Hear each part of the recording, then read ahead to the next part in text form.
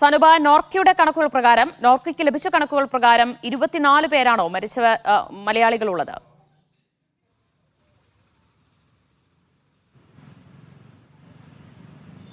ദിവ്യ, ഔദ്യോഗികമായിട്ട് സ്ഥിരീകരിച്ച മരണനിരക്ക് അതായത് മരണക്കണക്ക് 15 പേരാണ്. 15 പേരുടെ ഒരു ലിസ്റ്റ് നോർക്ക പുറത്തുവിട്ടിട്ടുണ്ട്. വിശ്വാസ് കൃഷ്ണൻ കണ്ണൂർ, കേളു കാസർഗോഡ്, ആകാശ് ശശിധരൻ പത്തനംതിട്ട, സജു വർഗീസ് പത്തനംതിട്ട, ലൂക്കോസ് കൊല്ലം, നൂഹ് മലപ്പുറം, സാജൻ ജോർജ് കൊല്ലം, മുരളീധരൻ നായർ പത്തനംതിട്ട, രഞ്ജിത്ത് കാസർഗോഡ്, സ്റ്റെഫിൻ എബ്രഹാം കോട്ടയം, ഷമീർ കൊല്ലം, തോമസ് ഉമ്മൻ പത്തനംതിട്ട, തോമസ് മാത്യു പത്തനംതിട്ട, ബാഹുലേയൻ മലപ്പുറം, ശ്രീഹരി കോട്ടയം. അങ്ങനെ 15 പേരുടെ മരണം ഔദ്യോഗികമായി സ്ഥിരീകരിച്ചിട്ടുണ്ട്. എന്നാൽ അനൌദ്യോഗിക കണക്ക് പ്രകാരം 24 പേരുടെ മരണം ഉണ്ടായിട്ടുണ്ട് എന്നുള്ളൊരു കണക്കാണ് നേരത്തെ നോർക്ക സിഇഒയും നോർക്ക സെക്രട്ടറിയും പുറത്തുവിട്ടത്. അത് ഇനിയും ഒരുപക്ഷെ ഉയരാനുള്ള സാധ്യതയുണ്ട്. 6 പേരുടെ നില ഗുരുതരമായിട്ട് ആശുപത്രിയിൽ തുടരുന്നുമുണ്ട്. ദുഃഖകരമായിട്ടുള്ള വാർത്ത രാവിലെ നമുക്ക് ഔദ്യോഗികമായിട്ടുള്ള സ്ഥിരീകരണ പ്രകാരം 12 പേരുടെ മരണം മാത്രമായിരുന്നു സ്ഥിരീകരിച്ചത്. പക്ഷേ അത് പിന്നീട് ഓരോ മണിക്കൂർ കഴിയുന്തോറും കൂടുതൽ പേരെ തിരിച്ചറിഞ്ഞ മരണസംഖ്യ ഉയരുന്ന ഒരു കാഴ്ചയാണ് നമുക്ക് കണ്ടത്. അതുകൊണ്ട് തന്നെ വളരെ ദുഃഖകരമായിട്ടുള്ളൊരു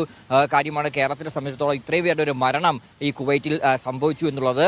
ഇനി തിരിച്ചറിയാനുള്ളവരുടെ മൃതദേഹമുണ്ട്. അത് DNA പരിശോധന അടക്കം നടത്തി തിരിച്ചറിയാൻ വേണ്ട നടപടിയും സർക്കാരിന്റെ ഭാഗത്തു നിന്ന് ഉണ്ടാകും. അതിനുവേണ്ട എല്ലാ ക്രമീകരണങ്ങളും കുവൈറ്റ് സർക്കാരുമായിട്ട് ചർച്ച ചെയ്ത് ഉറപ്പാക്കിയിട്ടുണ്ട് എന്ന് നോർക്കയും കേന്ദ്ര സർക്കാരും വ്യക്തമാക്കുന്നുണ്ട്. പക്ഷേ ഈ DNA പരിശോധന വഴി മൃതദേഹം തിരിച്ചറിയാൻ അത് ഒരുപക്ഷെ 2 മുതൽ 3 ആഴ്ച വരെ സമയമെടുക്കാനുള്ള സാധ്യത മുന്നിലുണ്ട്. അപ്പോൾ ആ ഒരു സമയം വരെ കാത്തിരിക്കേണ്ട ഒരു സ്ഥിതി ഈ തിരിച്ചറിയാത്ത മൃതദേഹങ്ങളുടെ കാര്യത്തിലുണ്ട്.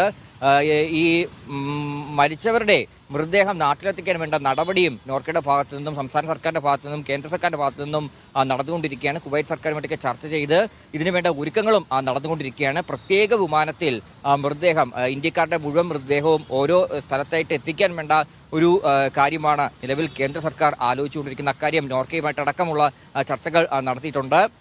നിലവിൽ സംസ്ഥാന സർക്കാരിന്റെ ഭാഗമായിട്ട് ആരോഗ്യമന്ത്രി വീണ ജോർജും അതുപോലെ ജീവൻ ബാബു IAS ഉടൻ തന്നെ എത്രയും വേഗം കുവൈറ്റിൽ എത്തിച്ചേരാൻ വേണ്ടിയാണ് ഇന്ന് ചേർന്ന മന്ത്രിസഭാ യോഗം തീരുമാനമെടുത്തത്. അതിന് പ്രകാരം ഉടൻ തന്നെ ഈ സംഘം ഇവിടെ നിന്ന് പുറപ്പെടും എന്നാണ് നോർക്ക വൃത്തങ്ങൾ നമുക്ക് നൽകിയിട്ടുള്ള വിവരം.